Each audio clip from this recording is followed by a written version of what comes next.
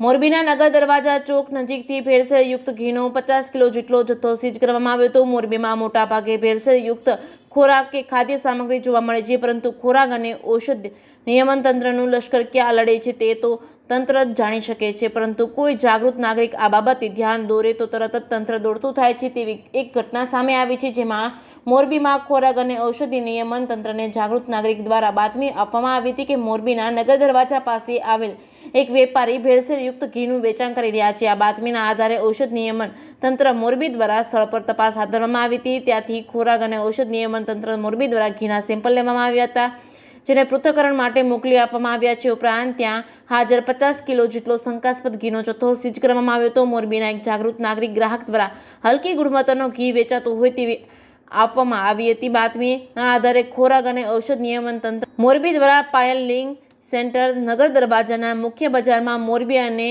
IBH Adani અને નગર દરવાજા ચોક main બજાર મોરબીમાં આજે તારીખ 12/4/2024 રોજ તપાસ હાથ ધરવામાં આવી હતી। તપાસ દરમિયાન ઉપરોક્ત બંને પેઢીમાંથી શંકાસ્પદ ઘીના નમૂના લેવામાં આવ્યા હતા। જે કે SU ગુજરાતી સાથે શ્રીકાંત પટેલ, મોરબી।